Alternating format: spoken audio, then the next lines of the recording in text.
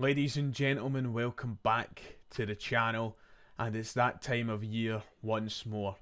If you're a Ryan118 follower for a long time, you know exactly what we're doing today. So, for the 7th consecutive year, ladies and gentlemen, welcome to the Celtic Hunger Games.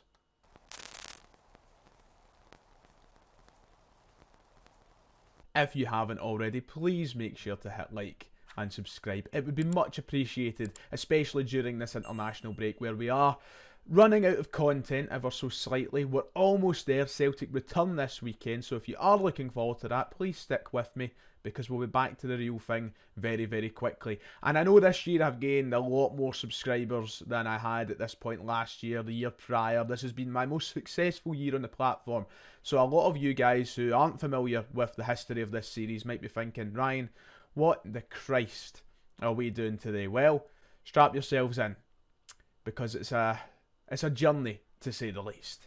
I say this every year. I know this isn't everyone's cup of tea, but it's become tradition on the channel at this point. It always provides me with a good laugh, and for those who've been watching year in, year out since 2018, I'm sure it provides you a good laugh as well. So if you want to click off, if it's not your cup of tea, I'll see you tomorrow when we're talking about football again. But today, we've got Hunger Games to play.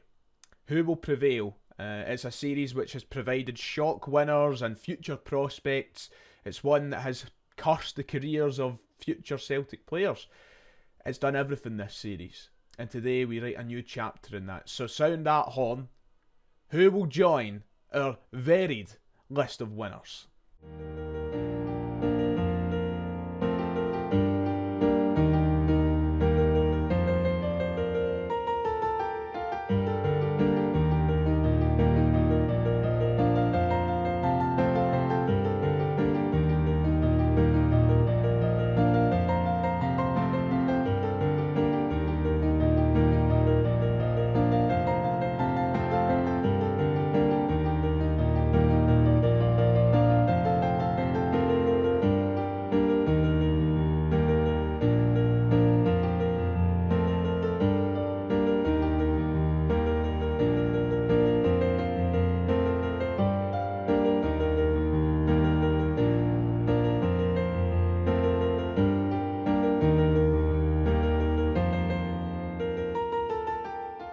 As always, before we get started, a massive thank you to Shed and Cabbage, the Duke of Livingston, for creating this wonderful database for us today. If you want to do one yourself, I will leave the link to it in the description below for you to have some fun with your pals or whatnot. However, you know how it works by now. Let's get into this. So the 2024 edition, we have some familiar faces and some new recruits. Some people taking part in the Celtic Hunger Games for the first time. And if you scroll down, you'll see a few of our former winners that we showed on screen a moment ago. Let's introduce ourselves to the schemes this year, which the Duke of Livingston, Shed and Cabbage has given us. And let's see who we can predict might win the whole thing. So Scheme 1, the goalkeepers as per usual, with debuts for both Kasper Schmeichel and Viljami Sinsalo. Scheme 2 sees our fullbacks in Johnston Ralston and Greg Taylor. Scheme 3, a debut for Alex Bally and Austin Trusty, which leads into Scheme 4 with Cameron Carter-Vickers, Mike Nawrowski and Stephen Welsh. Yes, Stephen Welsh, still here all these years later for a Celtic Hunger Games. I know, ridiculous. Scheme 5, we have the Celtic fan Luke McCowan, who's looking to come out on top alongside Callum McGregor and record signing Arne Engels. Scheme 6 sees last year's winner Paulo Bernardo with Odin Holm and Rio Hatate. Our forwards go into Scheme 7 and 8 with Yang Kun, Dyson Maeda with this beautiful afro type haircut on his head, Luis Palma, James Forrest and Adam Ida. And we finish up with our first team personnel in Scheme 9, where we have Kyogo, Brendan Rodgers and John Kennedy. But it gets quite fun after that, because in Scheme 10 we don't only have the laptop of Gavin Strachan, we have Peter Lawwell and Dermot Desmond, who I'm sure will be chased. I'm sure they will be chased. Scheme 11, Mo Kamara. We needed an even number, you see. We needed an even number. We were one short of a nice, even number of people. So, Mo Kamara, welcome him to the Celtic Hunger Games for the first time. And alongside him in schemes 11 and 12 are all of our previous winners: Scott Robertson, Albion Ayeti, David Turnbull, Ryan Christie, and Marvin Comper. So, yeah, quite exciting. Quite the list. I'm looking forward to seeing what could happen this year. It always provides a good storyline somewhere along the way. I have never got it right. I don't think. I've been close. I think I've got into the last 2 or 3 before with my predictions. So now's your time to go down below into the comment section, comment who you think will win, and see by the end of the video if you're right. This year I've got who I think will win and who I want to win. Who do I want to win? Of course, Brendan Rodgers. I want the gaffer to win. Christ, I spent all day making this Celtic Da thumbnail for us, you know? Look at that, epic. God, international breaks, huh? And who do I think will win? Well, this year my money's on Adam Idah. So, Adam Idah, Brendan Rodgers, the 2 players I'm going to look out for. Let me know who you think in the comments. It's time, ladies and gentlemen. Blow the whistle, blow the horn, whatever it might be. It's time to start the Celtic Hunger Games. So, here we go. The kick-off, aptly named this year. The players have stand... I was not expecting that. Now, Shed and Cabbage did tell me that he's included custom scenarios this year, and I did not. Imagine bloody Jennifer Lawrence standing in the cornucopia at the beginning of the Hunger Games, waiting for the whistle to blow. The camera pans, and Willie Collum is standing. Brilliant. Willie Collum blows his whistle as the players stand on their podiums. Arne Engels and Yang fight for a bag. Yang has given up and retreats. Sounds like Yang trying to defend. Alistair Johnson runs away with a lighter and some rope. I don't know what you're trying to smoke there, Ali, but that's not going to work for you, pal. Ryan Christie runs away from the centre circle.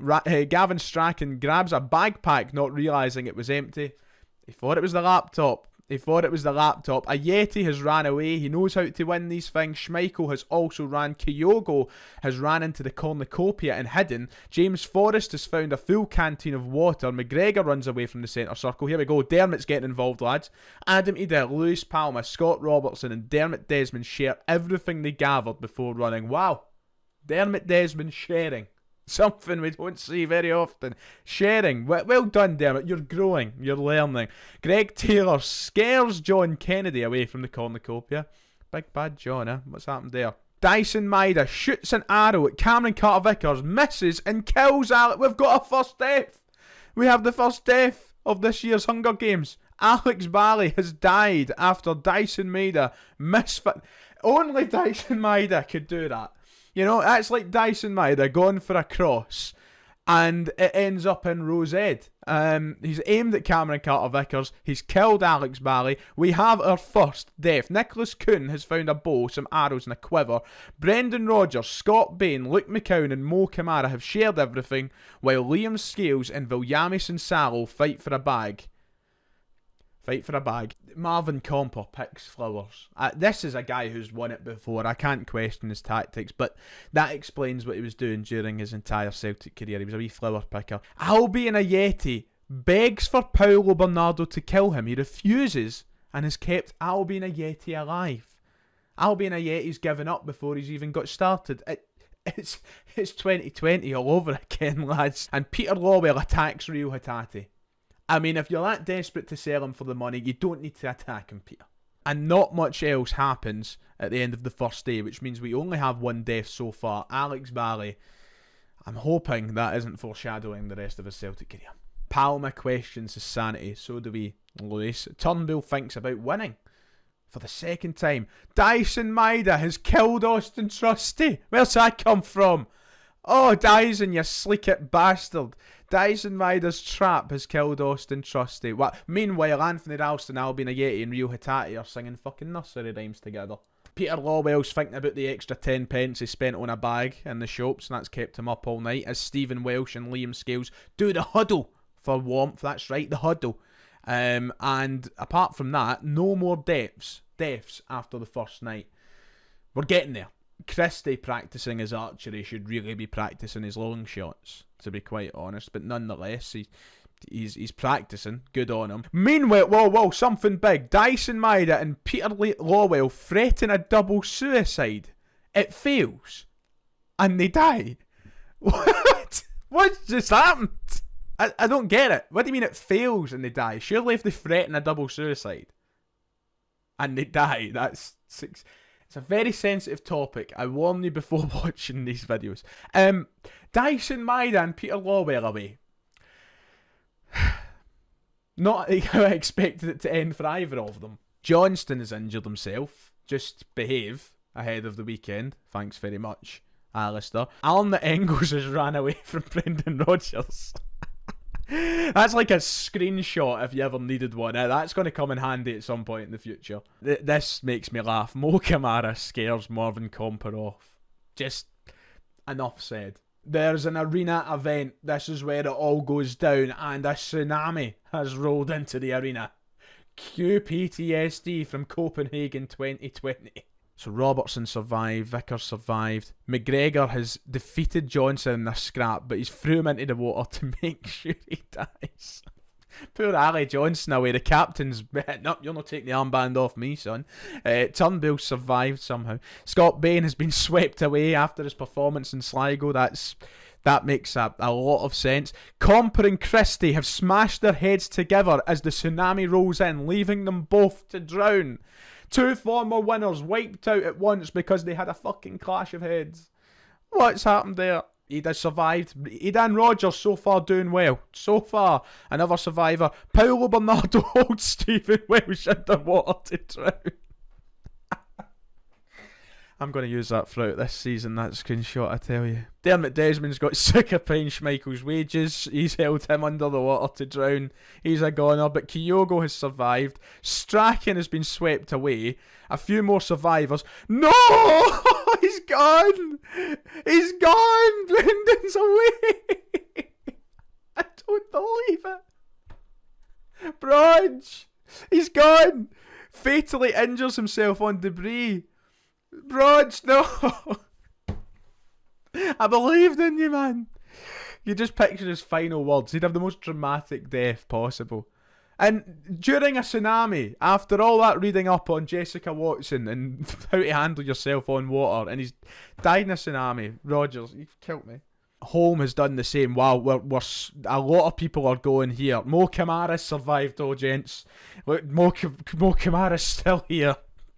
Ralston has held Luis Palma underwater to drown. He's had enough of Palma's shite. And we've got a couple of more survivors. We have lost a hell of a lot of people there. Oh my goodness. So just to recap, Trusty, Maeda, Lawwell, Johnson, Bain, Comper, Christie, Welsh, Schmeichel, Strachan, Rodgers, Holm and Palma all gone after the tsunami, which means this is what it's looking like. My prediction of Adam Ida is still alive. But we have lost a hell of a lot so far. And out of the former winners, well, Paulo Bernardo's still there. Turnbull, Ayeti, Robertson. But Christie and Comper are gone. Into night 2, and Nicholas Kuhn is sabotaging Arnott Engels while Liam Scales and John Kennedy snuggle. Listen, now that I think about it, if I was to pick any 2 people from the entire setup at Celtic Football Club to snuggle, I could definitely see it being that. It only gets worse for Mike Nawrowski.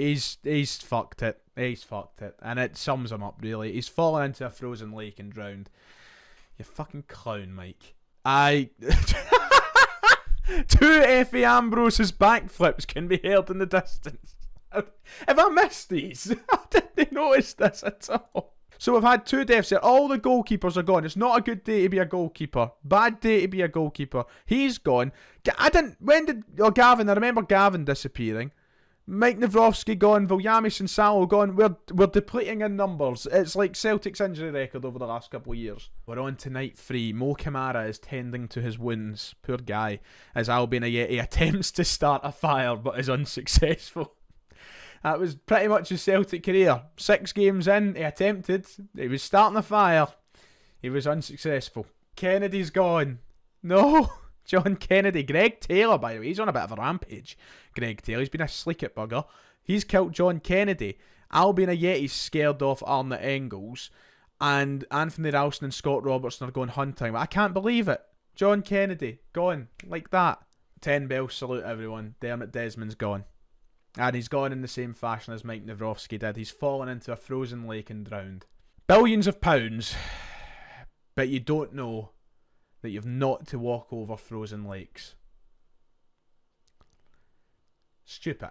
A lot of crying going on. Grow up, lads. Rio, fucking stop it. Day 5 and Liam Scales. I was not familiar with your game. He's engaged in a fist fight with Tony Ralston first of all, and at the end of the fight, he strangled Anthony Ralston to death. He's had enough of his shite as well. Liam, I salute you. You were a dark horse coming into this. I like that attitude. You might make it, son. Kyogo Luke McCowan and Paulo Bernardo get into a fight, and Luke McCowan has killed both. The Celtic lad, the boy that supported the club his whole life, fighting for the badge on his jersey. Look at that, he's killed Kyogo and Paulo Bernardo, 2 for 1. That's how you do it, Luke, son. Keeping an eye out on you. Can this team stop falling into frozen lakes, please? We've had our owner Dermot Desmond fall into a frozen lake and drown. We've had Mike Nawrowski fall into a frozen lake and drown, and now our captain McGregor gone like that. Sorry for everybody who wanted McGregor to win. He's away because he's thick as 2 planks of wood as well. Well, there's Yang away. Yang's died, and then it looks as though James Forrest has passed out. I'm not sure if that means he's dead. But he's passed out nonetheless. I don't know if that's just old age getting to him. I'm not entirely sure. And Adam Ida has defeated Cameron Carter-Vickers in a fight, but instead of strangling him to death like Liam Scales did, Adam Ida cannot bring himself to strangling Cameron Carter-Vickers. He's spared his life, which is actually, you know what, Adam, I'm disappointed. Now I don't think you can win this. I don't think you've got the moxie, son. I don't believe it.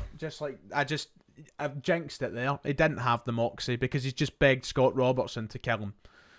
Ida's gone. My Roger's gone. Ida gone. Another year where I can't predict a fucking thing. Robertson's going to win again, isn't he? He's going to do it. Liam Scales and Mo Kamara fight Greg Taylor and David Turnbull. Liam Scales and Mo Kamara. Mo Kamara. Oh, he's going to do it. I mean, listen, if I'd put the mortgage on those two, beating those two in a fight, and I'm glad it's just panned out that way. It wouldn't have been realistic otherwise. Well done, Scalesy and Kamara. Well done. And Luke McCown's just singing himself to sleep while all this chaos goes on. And Nicholas Kuhn has died from hunger. Just like that. If you had Kuhn in the sweepstakes, I'm sorry. I'm sorry, lads. He's gone. Okay, this is new. The penalty. The Hoops get a penalty, and the players rush to take it. So I think this is like the feast. Remember, every year there would be a situation called the feast, where essentially in the middle of the cornucopia they would put out food and weapons and all such. Well, this year it's the penalty. And if Celtic's penalty record is to go by, players should not be rushing to take this. Anyway, Rio Hatate has taken a staff. Mo Kamara has not gone to the penalty spot, probably best for all of us. Albion Ayeti has killed Scott Robertson with a sickle. Wow. Engels has not gone to the penalty spot, despite becoming a penalty taker. Luke McCowan has stole the memoirs of Liam Scales. I hope that's just a Daniel O'Donnell CD, to be quite honest with you. And Vickers and Forrest have decided not to go. That was quite a boring penalty situation. Quite realistic, actually. If Ayeti wins this again, I'm never doing it. This is the final time. Luke McCowan's away. No, Rio Hatate has caught Luke McCowan off guard and killed him. And Liam Scales, Mo Kamara, James Forrest and Liam Scales start fighting. I thought Kamara and Scales were a tag team. I thought they were mates. Forrest runs away. Mo Kamara has killed Liam Scales. Mo Kamara is on an absolute tear, by the way. That's 2 deaths there. McCowan, Scales, both gone. And Engels has been pricked by thorns. Jesse. There's been another scrap. Folk are just scrapping to death this year. Like, usually it's like a lot of accidents and such. Not, they're scrapping to death this year. It's either scrapped to death or fall in a lake. Mo Kamara and Albion Ayeti have fought CCV and Rio Hatate. Mo Kamara has won another scrap. Is he like UFC welterweight champion and I just don't know about it? What's going on? Mo Kamara is just brutalising everyone to death. He's gone full on Brock Lesnar. And James Forrest has accidentally detonated a landmine. What a fucking clown. We are down to Arne Engels, Albion Ayeti and Mo Kamara. We are down to the final 3. We have Celtic's record transfer signing. Mo Kamara and Albion. Look at Mo! 5 kills! Mo Kamara has killed 5 people. That's like more than everybody. Oh, Yeti and Engels are going to have to team up here. I'm nervous now. I don't believe it. No again. No another year of this shite. Arnold Engels has accidentally detonated a landmine, which means we are down to Mo Kamara and Albion Yeti is going to win this again. Albion Yeti is going to become a 2-time winner of the Celtic Hunger Games. I don't believe this. Mo Kamara, oh my god. Mo Kamara has strangled Albion Yeti to death after a fist fight, which means, ladies and gentlemen, your winner of the 7th annual Celtic Hunger Games, the wild card, the man who was brought in to even up the numbers, the player of the year, the winner, the survivor, is Mo Kamara. Listen, talk about deserving winners. You know, you really couldn't say anyone else deserved it. The man got 6 kills and all of them were ruthless. All of them were like fist-to-fist action. And it's the first time a non-active Celtic player has won the Celtic Hunger Games, because the 6 previous winners have all been at the club at that current time, whereas Mo Kamara, who hasn't played for Celtic since, what, like 2007? 2006. Retired in 2010, by the way. Well done, Mo. Somebody go down to his... Where's his achievement? He's not even got an achievements section. That's shocking. Somebody get on there and fix that. Well, there's the final standings, ladies and gents. Albion Yeti made it close again. Arne Engels doing well in his debut without any kills. Liam Scales got 3 kills, but didn't take him anywhere higher than 7th place. And down at the bottom was Alex Bally and Austin Trusty. Mo Kamara, thank you for another year of absolute nonsense. Mo Kamara. Aye.